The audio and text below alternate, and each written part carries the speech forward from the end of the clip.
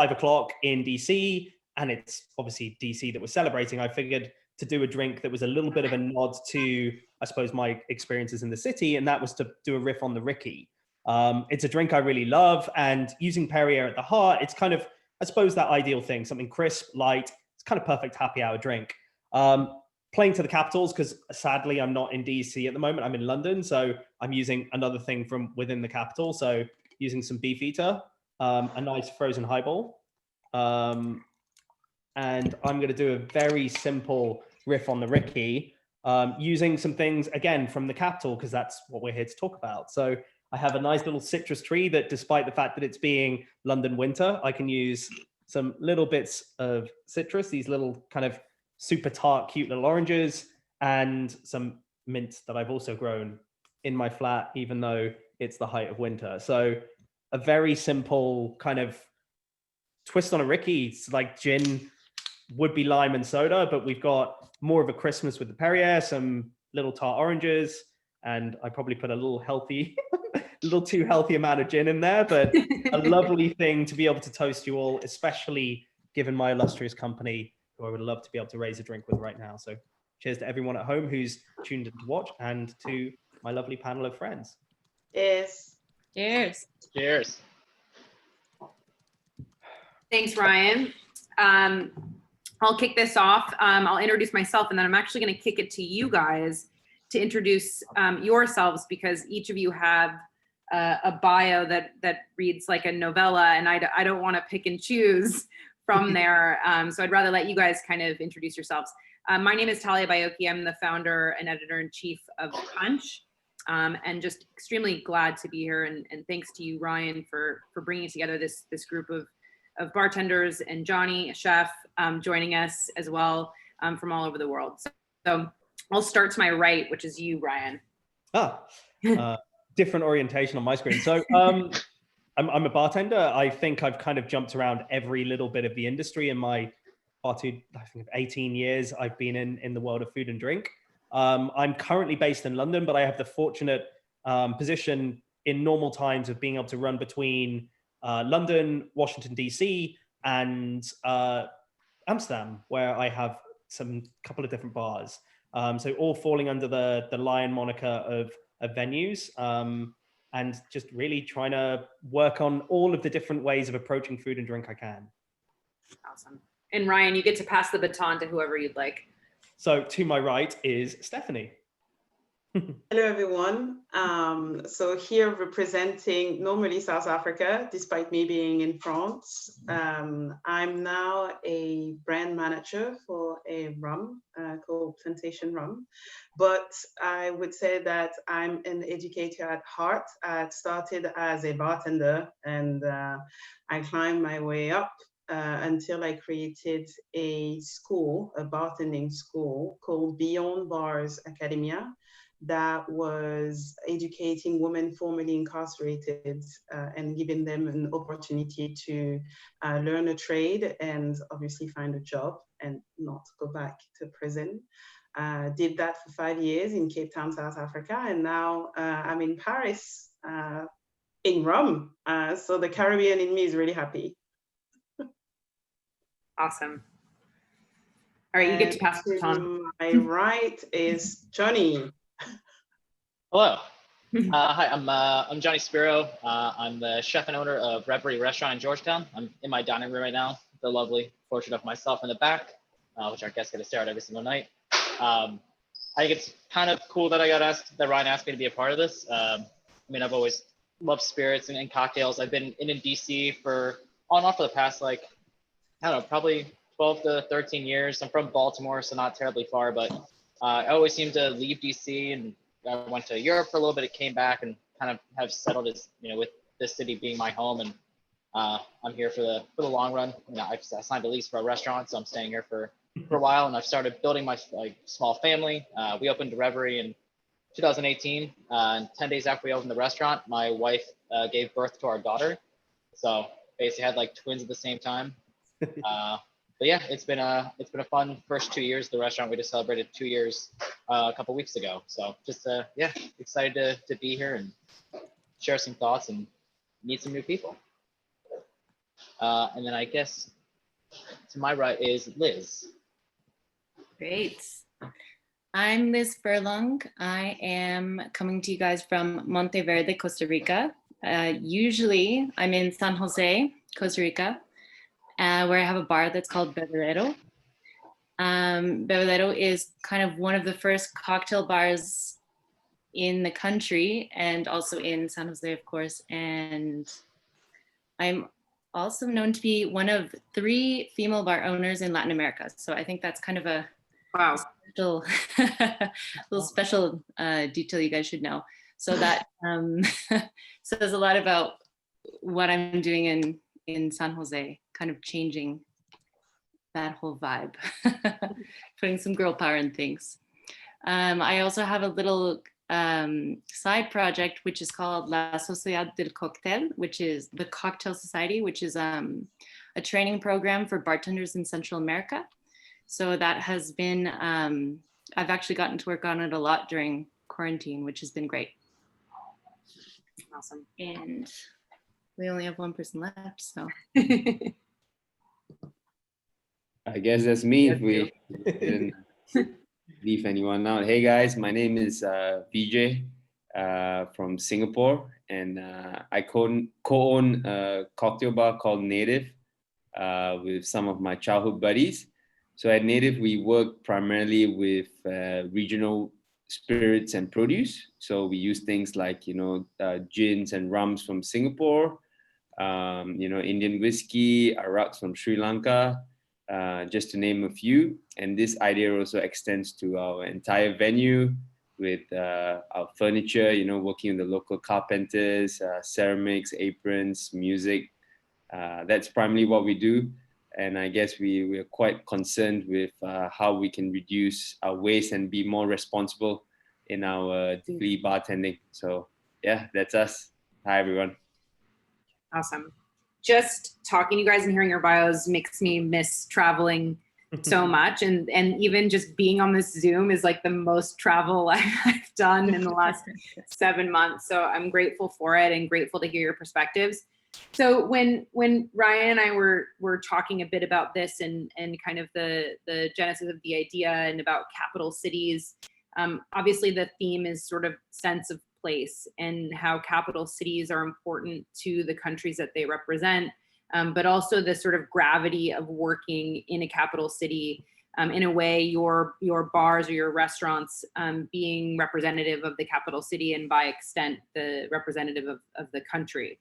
And I, in reading your bios and kind of looking through, stalking you a bit, admittedly online, each of you have a very different way of translating what the cities you're working in mean to you.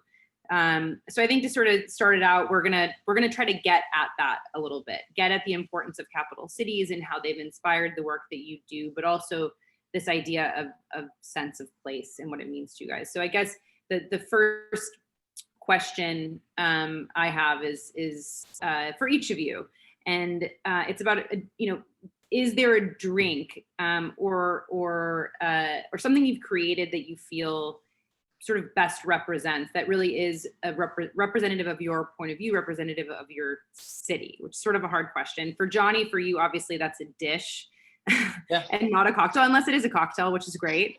But I'll start with you, Johnny. Okay. Yeah, I mean, I guess thinking about like DC as a capital city, I think there's like this preconceived notion that it's super fluid. There's like nobody stays there longer than 4 years, because obviously like based on whoever's president at the time.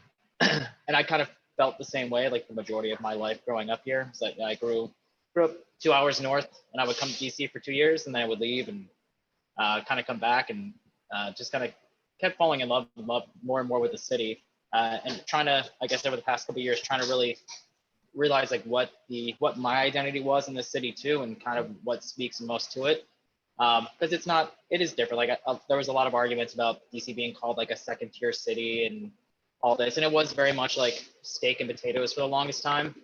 So it's not like a metropolis, like New York or Chicago. I mean, it's its own thing. And I think one of the things that we have on the menu, and it's I don't know if it sounds weird that this is the thing it's become like the signature of the restaurant, and Ryan will know this very well, is that we do a burger, which is kind of like a weird thing for like a fine dining chef with like, you know, I think a pretty cool resume. Like I've spent time at, you know, a Mugaritz, and I was the head chef at Minibar. And I think for me with that, like it's something that's kind of like iconically American, but there's underneath like this veil of simplicity, there's a lot of complexity.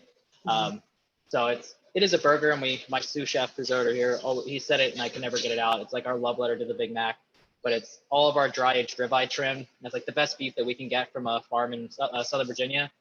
We grind it every day. We make our own American cheese and smoked cheddar. We get pickles or get cucumbers from one of our farms and bury it in miso for like a month. Onion stewed in butter, and then a Martin's potato bun, because, you know, East Coast, it's like I think it's like the staple for burgers. But I know it's kind of a weird thing to say, that's the thing I think that kind of defines what we are. That it is, you know, DC has this vision of being, you know, just steak, potatoes, lobbyists, and senators. But when you kind of dig in deep, there's a lot more going on, and it's a lot more complicated and pretty fun.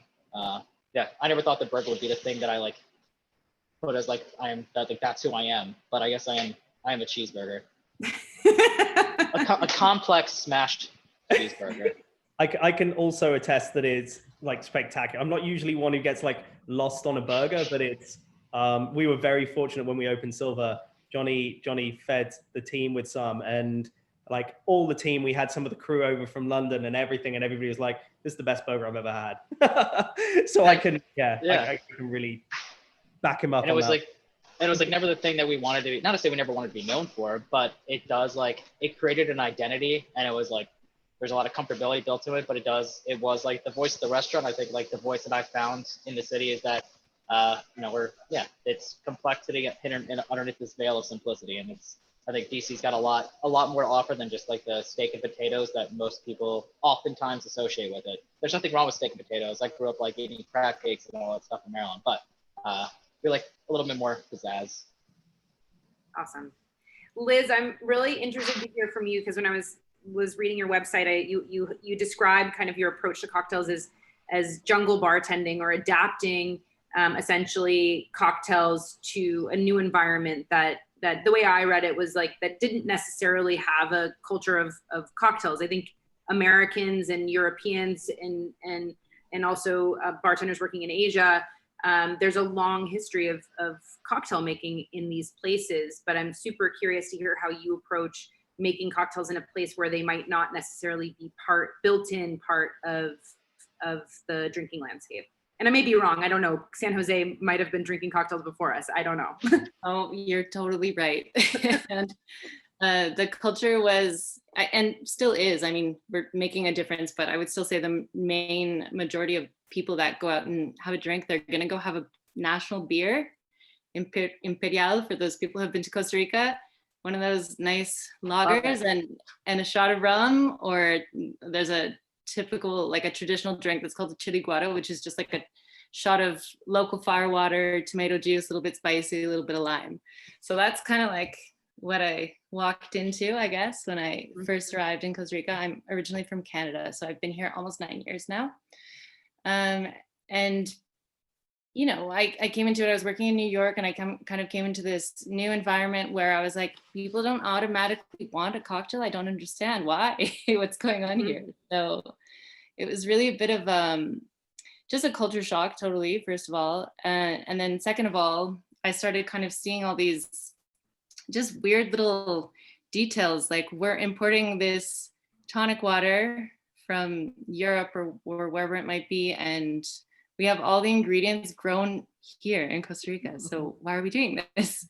So I just started kind of going to this process of, you know, basically making jungle bartending my thing, you know, like how can I, instead of using this cranberry juice to make someone a cosmopolitan, why can't I make them a passion fruit version, you know, or something like that with like a nice acidic note to it, and just kind of, you know, going through all those recipes and showing people a little bit about what is all around them, really accessible and delicious too. I think that's the number one thing. Not only is it local, cheap, and and readily available, it's also great and probably better than whatever you could import. So that has become the kind of driving force of Bebedero and my projects.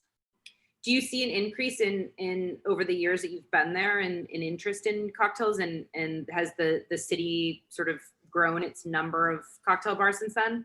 Absolutely. Yeah, definitely 100%, I would say.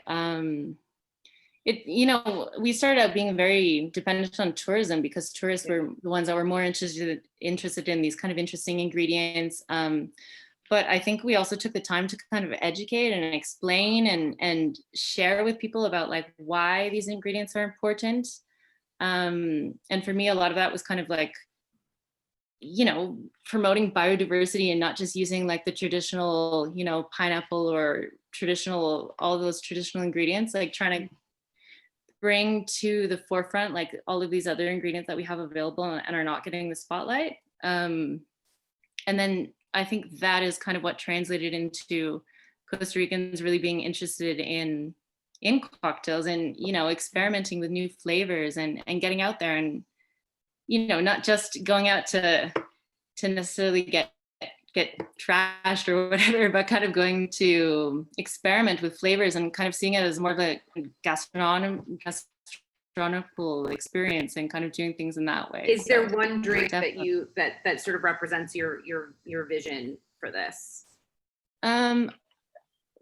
Well, in Bebedero, we don't have like a set menu, I would say. We do kind of like our elixirs, that's what they're called. They're kind of like different infusions, and then we pair them with whatever's local and whatever I can get, at the market, or whatever I think that's interesting and really awesome.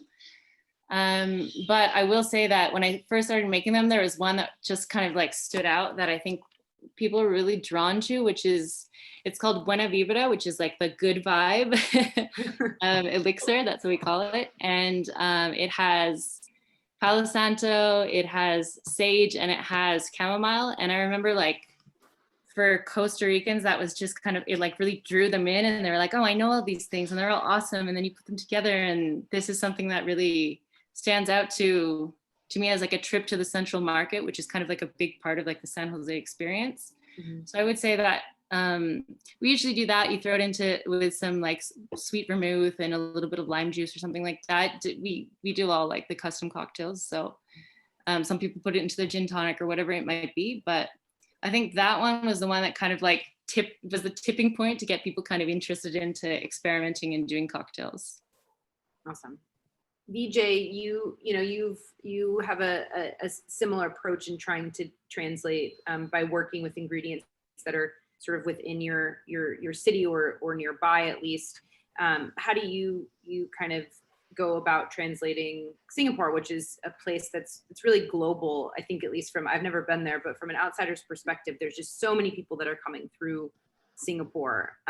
So yeah, I'd be curious to hear how you would summarize the identity of that city. Yeah, so like I think one of the most important things when we opened the bar was really to step up and showcase a culture that was, in my opinion, getting a bit forgotten, or representing a group of people, be it a culture, farmers or craftsmen, along that line. So we actually have one of the cocktails in our menu, which I'm quite proud of. I'm going to show it to you on my phone. So beautiful. Yeah, so this one's called like the Peranakan cocktail. And Singapore is such a unique location. We've got a huge polyglot community, and a lot of people from all over the world coming in the very fast traffic. And the city is so it moves forward so quickly, but at the same time it's got rich traditions, and the Peranakan people really embody that. They've been around for about 200 years, and they're a mix of different cultures, and therefore the flavors are so robust. And some of the ingredients that they use, they might be the only culture in the world that uses it. So we wanted to represent that culture for like anyone who's local to sort of understand it, and also anyone who was coming into the city for the first time to be able to relate with that. So we take a local rum and do an infusion with some interesting flavors that might be new to some of the people joining us today. You know, things like laksa leaves, you know, ginger flower, gula melaka, palm sugar, and a little bit of candle nuts, which we call buah keras locally. So it's you can think of it as a bit of macadamia, and we clarify everything with local goat's milk, and the curds go back to a garnish that we make in house. So like nothing is wasted, and yeah, so that's quite the cocktail over there. So I think this one's something that I'm quite proud of, because for a long time the Peranakan culture and a few interesting cultures in Singapore, it's getting forgotten, and luckily, you know, like a lot of bars and even restaurants are starting to bring this back. So something that I thought would be nice to share with you guys. Is there any historical precedent for having these ingredients make their way into drinks, or is this truly a modern experiment?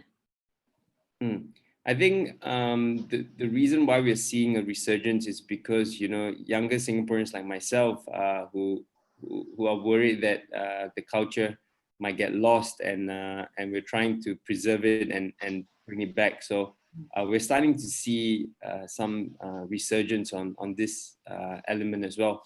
And it's also quite interesting because in the last 50 years, we've got so much influence from the outside. So when it comes to the bar scene, you know, there's a lot of great bartenders from around the world, and that sort of mixture of culture, you know, you get to see so many different styles of bartending in one city. So we do very local stuff, but we have lots of different styles of cocktails and cocktail bars in the city. Awesome. Stephanie, how are you? Good. I think your background is so interesting in that, like, I think, you know, obviously what you're doing is a lot about, you know, social justice and kind of civic duty. And I wondered from your perspective, you know, if being in a capital city had any impact on that. Like, is there a sense, like, working in a capital city, that there is a greater sense of civic duty, being in proximity to a government or just the mechanisms of government? I'd say that it facilitates things when you live in a capital city, because obviously living in Cape Town allowed me to be closer to power. Closer to the infrastructure and to the people that I needed to talk to. But I wouldn't say that it is what makes it. I would rather say that it facilitates. What I would say is wherever you are in the world, London, Costa Rica, Singapore. Johnny, I'm sorry, I forgot where you are. Somewhere in the US. I'm so sorry. Wherever you are, you just need one person. So being in a capital or not doesn't really change a thing. It just it makes it easy for you or not. In that sense. But when it comes to social justice into our industry, yes, being in a capital is definitely a plus, especially when it comes to cocktails, because the African continent, I mean, I'm sorry, I might piss off a few people, but we haven't been really represented a lot on the international scene. So being in a capital like Cape Town, in a country, South Africa, that is present in competition and often seen as the next place to be, helped a lot to develop social justice in that industry, definitely. How did that project, what's the genesis of that project, really quickly, for everybody who's watching? Oh, wow. So the genesis is actually my brother. So he went to jail. And when he got out, we realized that you have a lot of infrastructures that supports people to not go to jail before. So you have a lot of prevention, you have infrastructure within the prison, but you don't have a lot when they get out. It's like, yeah, you had a lot of trauma, now just go back to society like nothing happened. And it wasn't right. So I made him a promise that I will grow up, get my thing together, and open something that would help people that went through the same thing as he did. And I did. And this is kind of why I've decided to do it. But I also realized throughout my journey as a hospitality employee, because I was a bartender, but also a waitress, and I worked in hotel, etc. I also realized the lack of representation for people like me. I'm a queer Black woman, and I didn't see a lot of people that look like me. So when I arrived in South Africa, I made a point to make sure that I would be able to offer a platform for people like me to be able to have a voice in our industry. So amazing. Are there plans to expand what you're doing beyond South Africa? I would love to have it everywhere. Honestly, I really think we need to have those kind of things in every country in the world. As soon as there is a prison, you need to have rehabilitation because it doesn't work. Personally, this is a chapter of my life that is now closed. I'm on to another project that I will unfortunately keep for myself until yes, but I'm still for social justice. I'm still for advancing our industry and making sure that the voiceless are heard. So yes, something is coming, but the Q&A section. The Q&A section is lighting up as we speak. Okay, Ryan, over to you. I'm curious to hear from your perspective. You know, you've worked in multiple capital cities, but swinging back to DC and working on a project in a capital city in a country that isn't yours, and what that experience has been like, and whether or not that sort of is in the back of your mind when you're working on a project like this. I mean, it was actually kind of more forefront of mind. It was, you know, a very big thing for us when we first broke into like looking at international projects. It was a really kind of paramount point for us that we weren't just going to try and transport. It was all about learning from the place that we wanted to, you know, kind of explore. And it was more about being inspired. And actually, particularly for SilverLyan in DC, a lot of the concept came when I was in Japan, and I was talking with a friend there, and you know, he was talking about the importance of Japan as a culture opening up. And one of the key points of which was like instrumental in that change was their relationship with America, and particularly how things flowed through DC.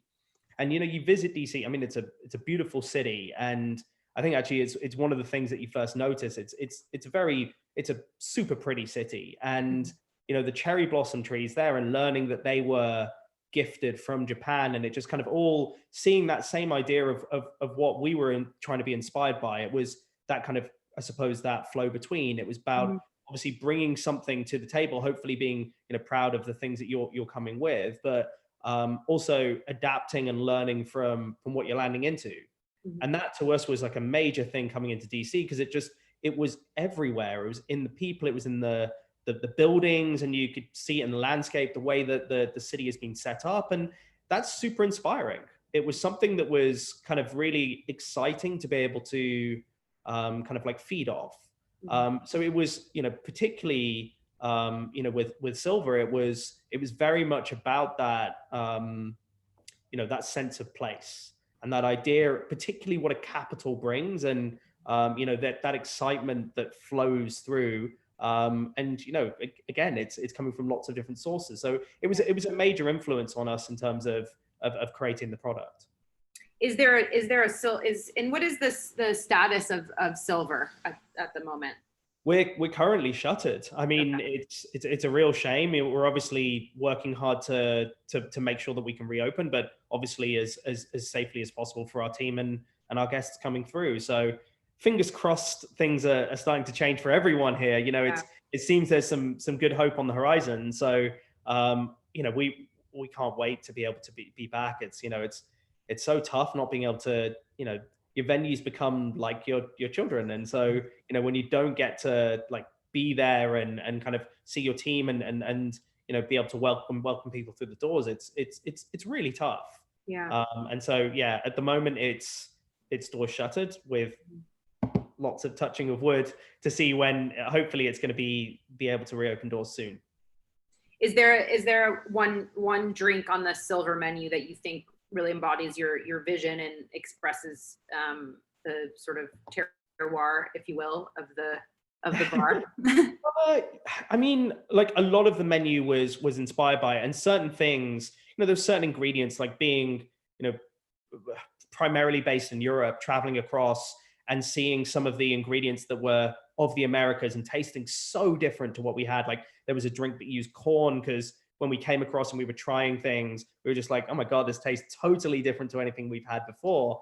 And we worked with some local farms that were really inspiring. But probably actually going back to the point about Japan, there was a drink called the Japanese saddle that was inspired by kind of diplomatic gifts. And it was things coming through the city. And, you know, the cherry blossom trees, the sakura, are so important to Japan, and they've become as symbolic in DC. It just became such an amazing one to riff on. And we used notes of some leather that represent this diplomatic gift. And we make like an orgeat using some kind of grains that were all part of the US exchange with Japan. So it's kind of a twist on a Japanese cocktail, but with kind of like this kind of real bright, kind of like clean cherry blossom note to it. And I think to me, it was one of the first things that was inspired by the city. So it kind of sums up DC to me in its own way. Oh, it's awesome. Is there a drink that at this present moment in another capital city that you would love to be having? Oof. I mean, I'm going to leave the present company because I would love to be drinking with all of you in your respective right now.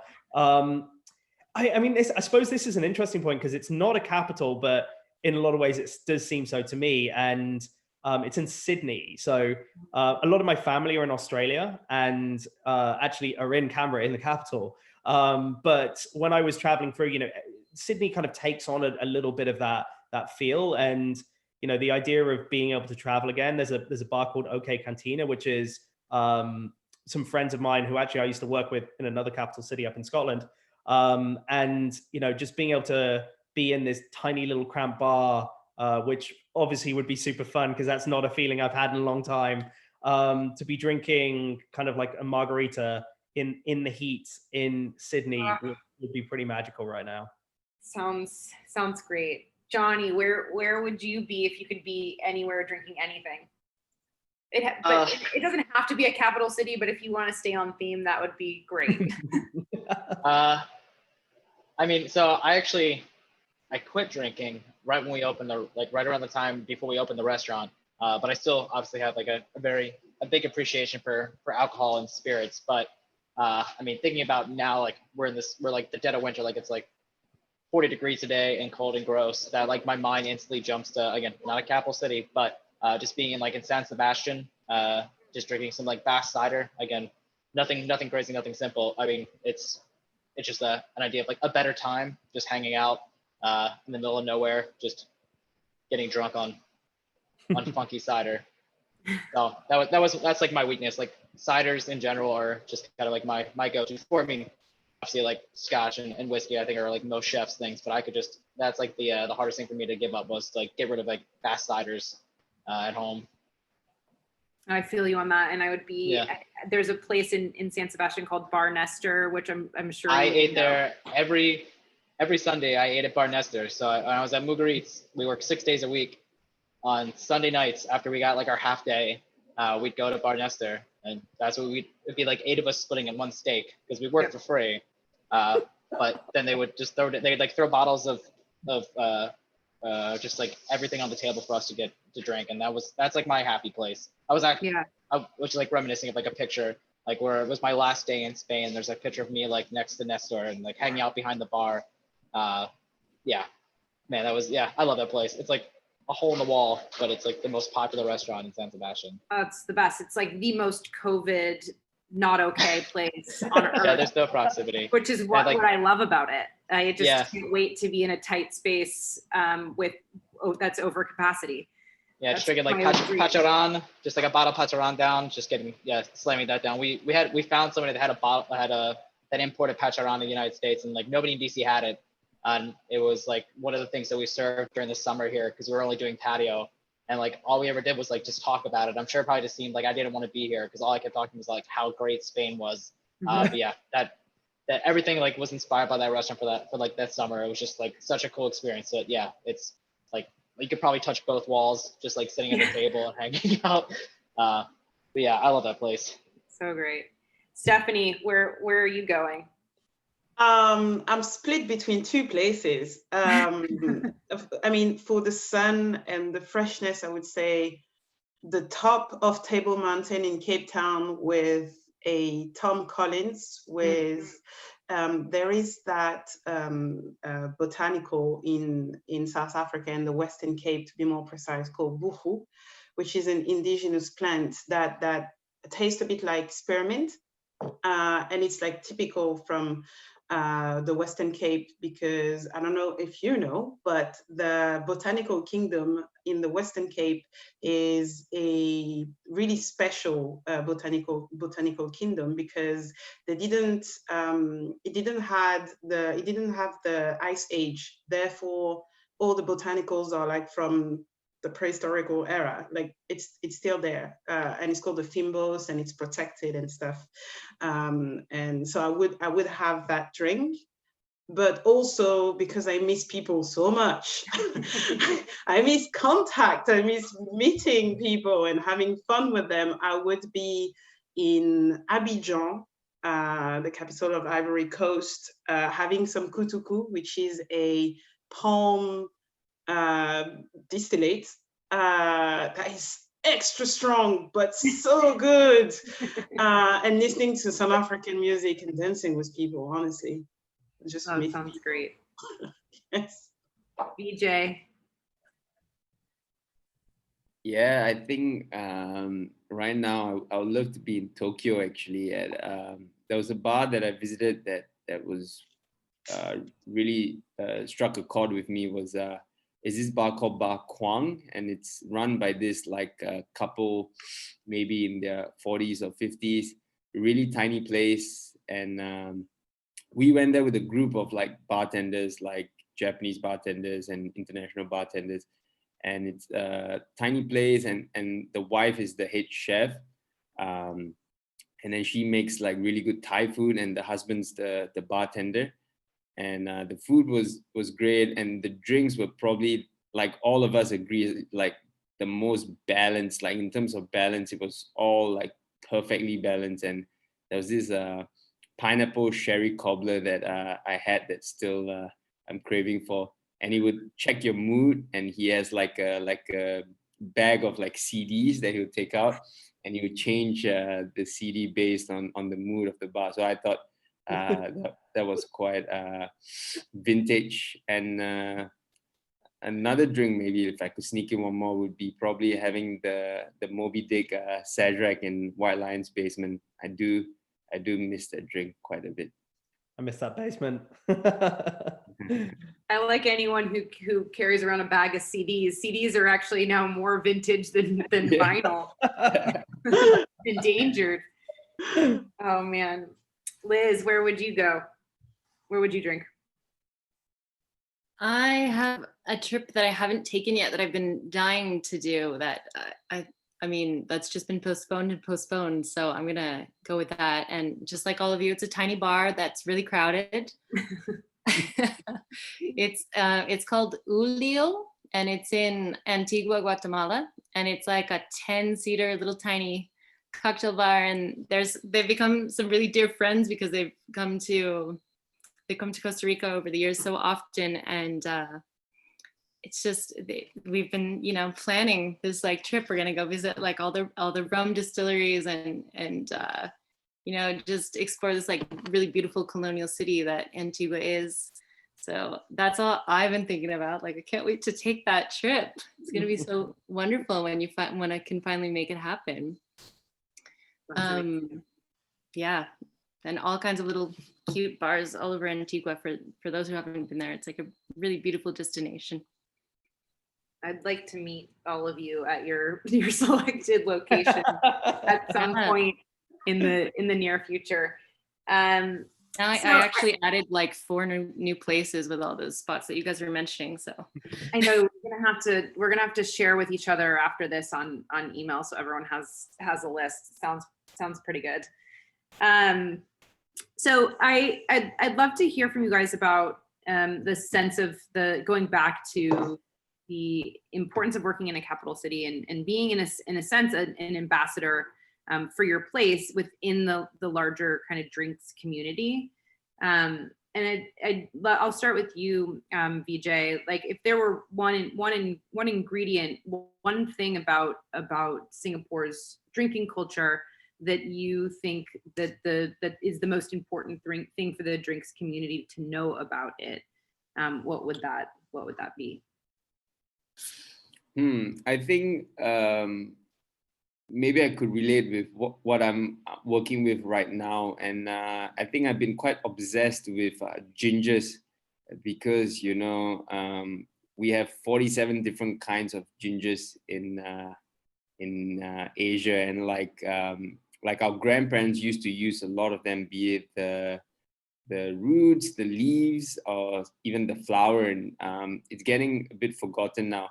And I think if you ask most regular Singaporeans, they probably know about maybe 3 to 4 at max. But we have a cocktail right now with about 9 gingers in just the drink itself, and bringing out various flavors using the rhizome family. So we've got mango ginger, which is really fruity. We have a medicinal ginger called Temulawak, which looks like a huge turmeric, but the flavor is totally different.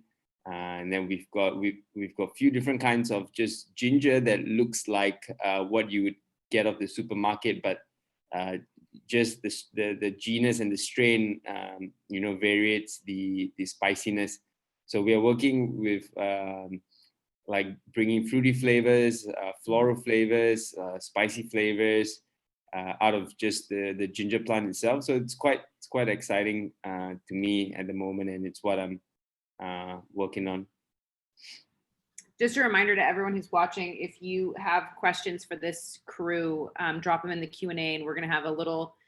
We're almost getting towards time, but if anyone has questions, we'll leave a little bit of time at the very end to answer them. So Ryan, kicking to you in London as an ambassador for that city, which you have been, I think, for so many people in the drinks community. What is that one thing that's important to you that people understand about that place that wouldn't be obvious to sort of your average tourist?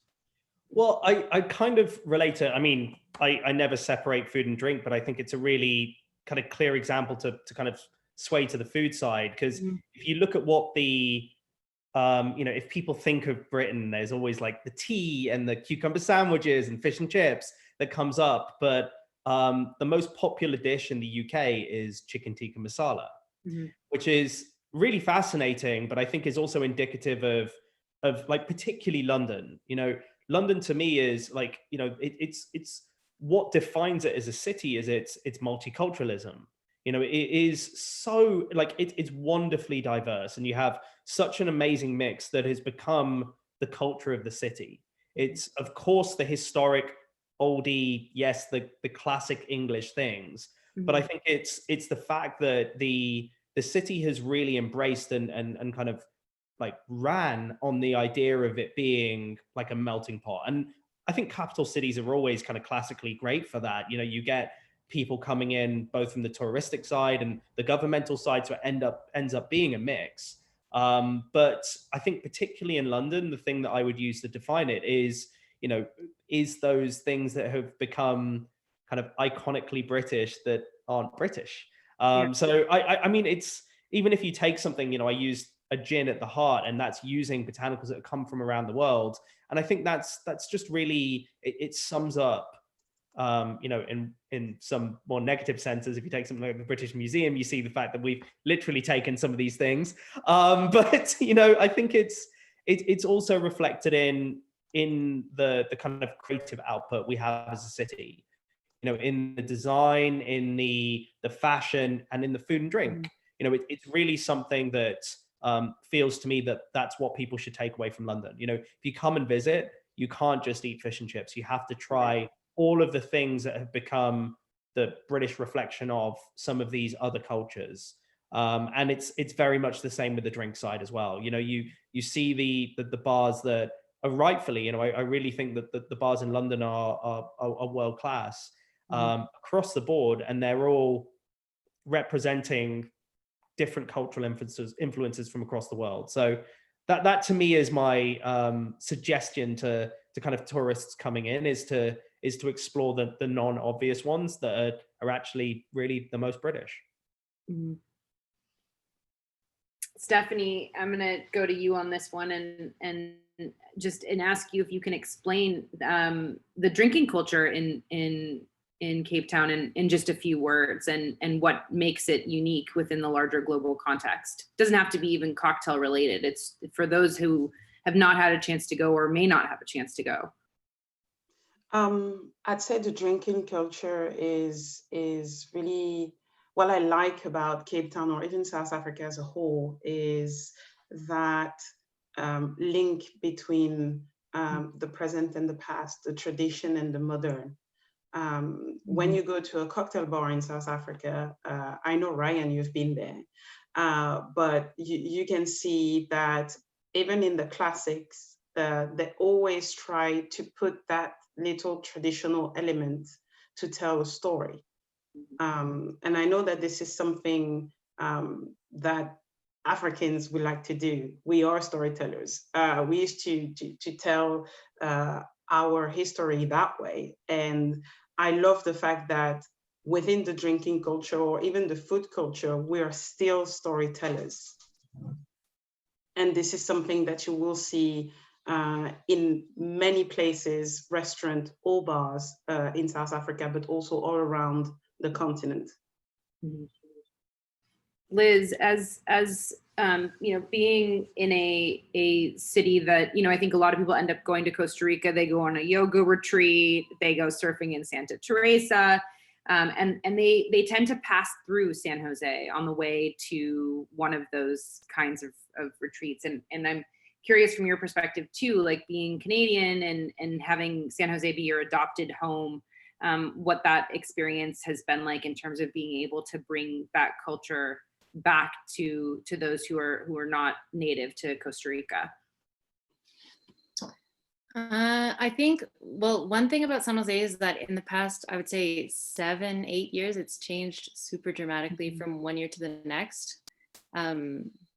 So maybe if you had come to Costa Rica, you were told even, don't go to San Jose, it's not nice, or it's dangerous, or it's not worth it.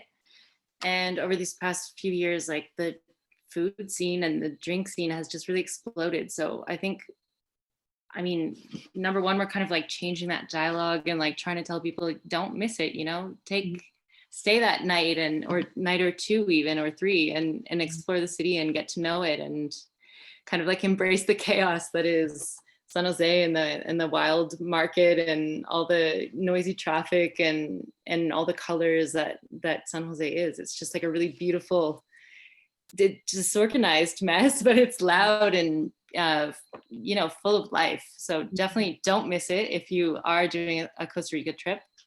And then the other part you were saying kind of about how as a Canadian, I've kind of like brought that influence into what I'm doing in San Jose. I think I mean, we're one of the first cocktail bars, definitely. So that, we're kind of like people said like, oh, I feel like I stepped into like a real capital city, but I also feel like we're going back to kind of how San Jose was many, many years ago, because it used to be like a really regal capital city. And you can kind of tell in the architecture that, things were that way. So it was a very elegant city at some point. And I think we're just kind of like reworking that back into the city and bringing it to light again. Yeah, it's exciting to be able to be a part of a city that's in process in many ways, and that's exciting. I think there's a lot of people speaking from New York that always talk nostalgically about like the New York of the 70s and 80s, when that city felt like it was in process of finding what it was going to be. So I think that's very cool to be in a capital city that has that kind of feeling, because I think that is a bit rare to have it be coming into its own in terms of a drinking culture at this point in time. Absolutely. It's really interesting, and it's really cool to see just people transforming and getting influenced by it and growing as, as professionals in the industry here, and seeing what they come up with on their own, and how that, I'm just really happy that, Bebe, that it was like a little part of that story that is going to exist over the next 100 of years or however long it may be. It's really cool. I don't know. Johnny's having some technical difficulties. Yeah.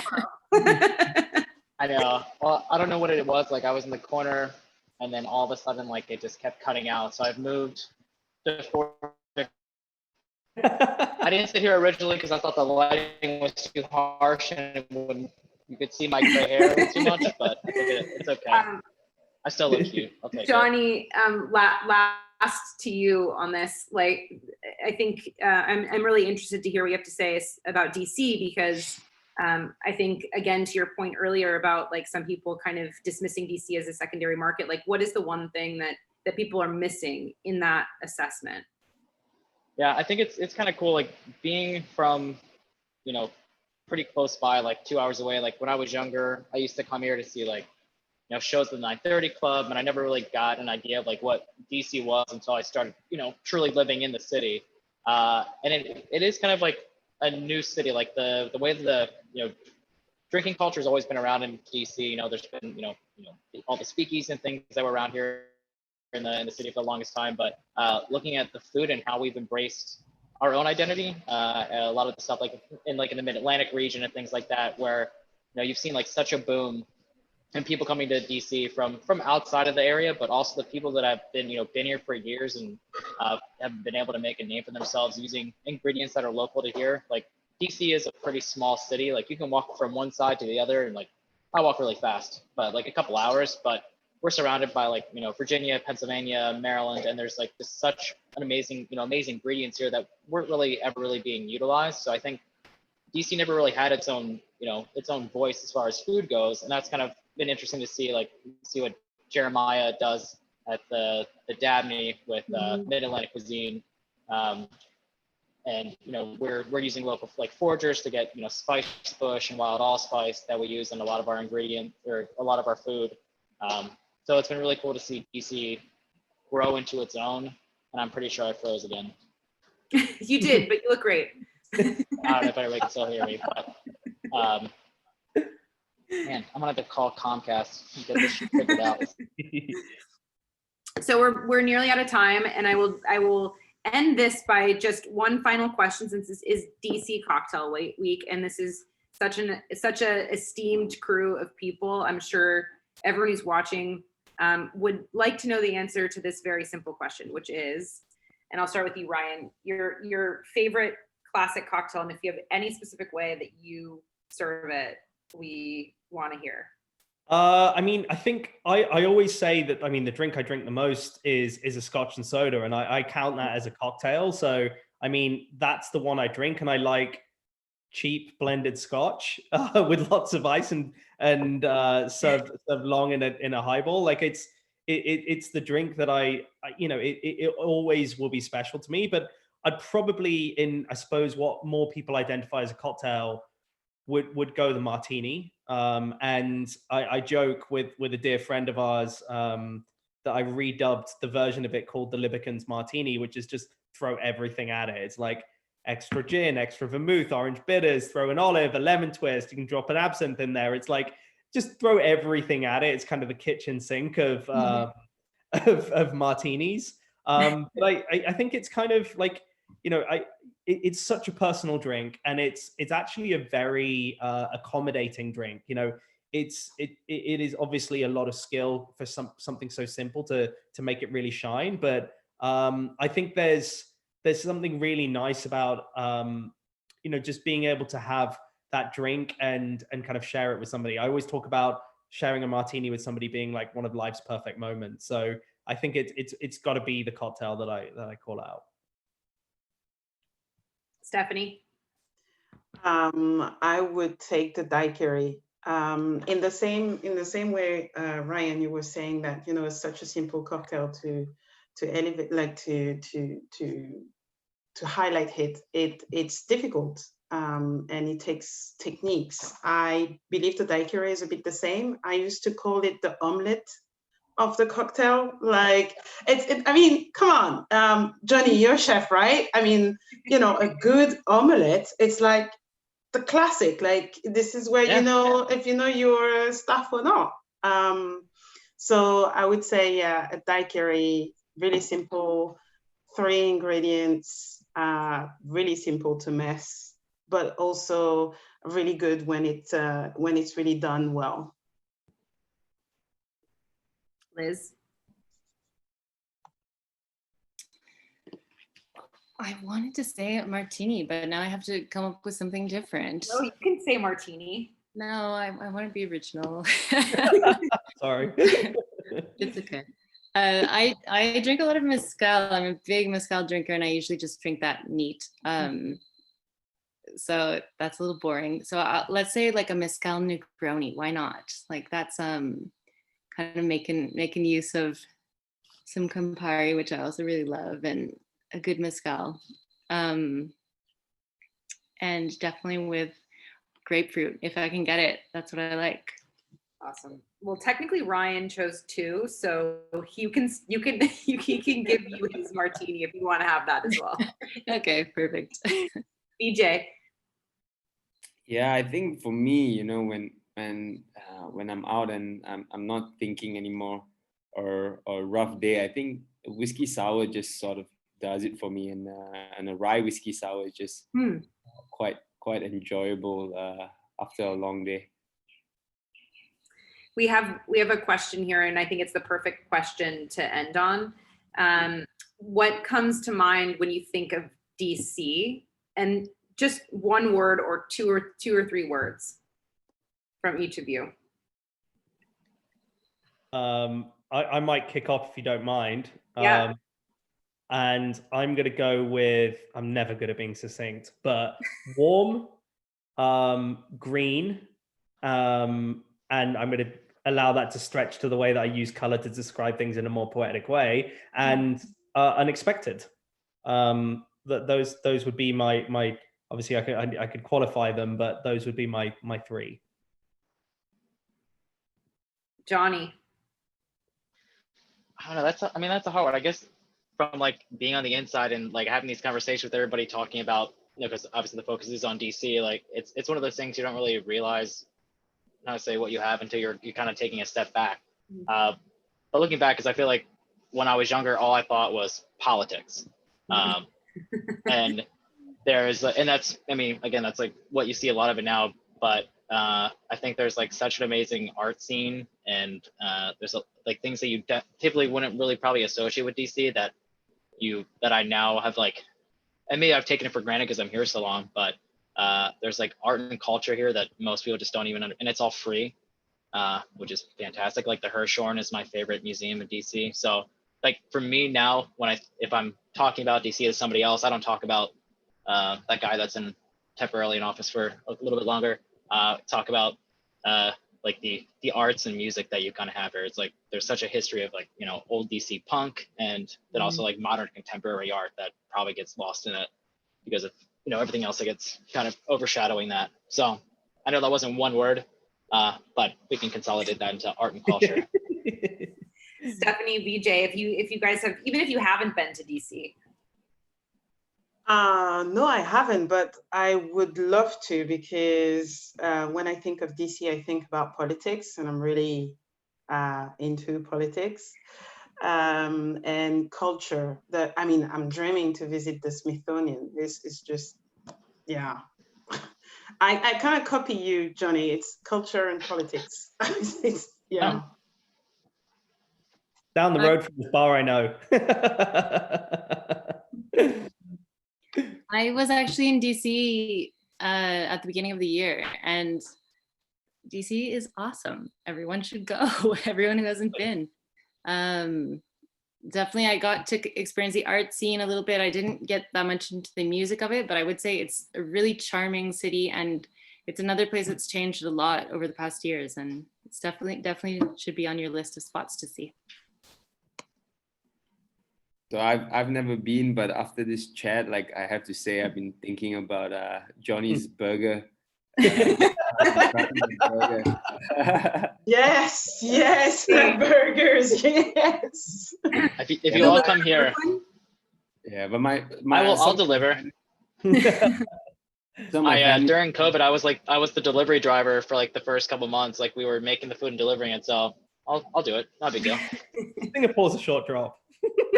Yeah, I haven't been to Singapore like in 10 years, so I'm due for a visit, so I can backpack and bring it over. Yeah, we gotta trade. So whenever you're down here, yeah, or we're up there. I think that's a wrap. The final question is from Chad, and he's asking if you can build him a special Manhattan. And to that, I would say, Chad, that probably everyone here would love to do that. So go and visit them as soon as you're able. Absolutely. But this has been great, you guys. I could talk to you for hours, but I'm looking forward to the day that I can visit each of you in your capital cities, and so appreciate like all of your thoughtfulness and time.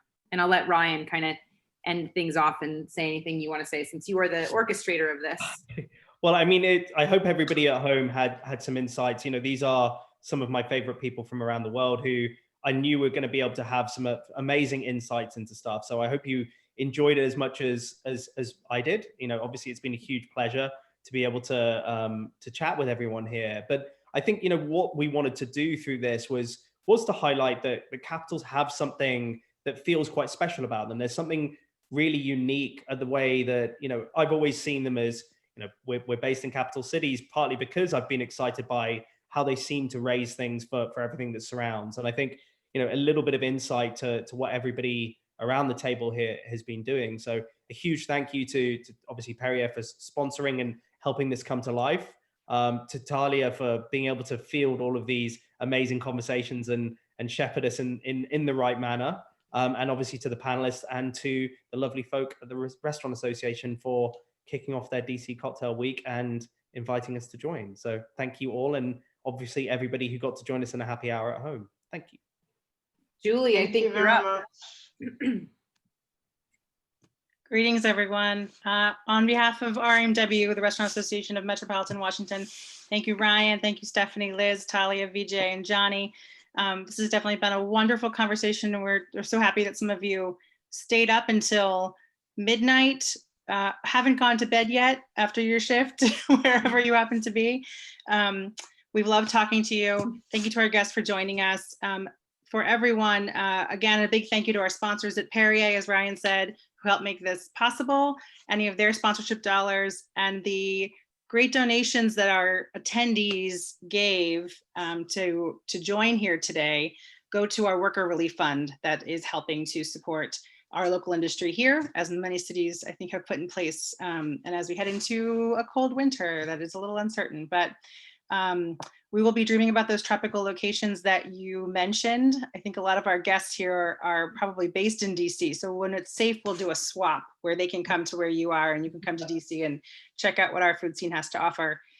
We have a lineup of DC Cocktail Week events that runs all the way through Sunday. If you go to dccocktailweek.com, you can check them out and sign up for anything else you might want to join. And this is recorded and also lives on our Facebook page at RMWDC if you'd like to go back and watch the whole thing again. But thank you all so much. Have a great night. Thank you. Bye. Bye, guys.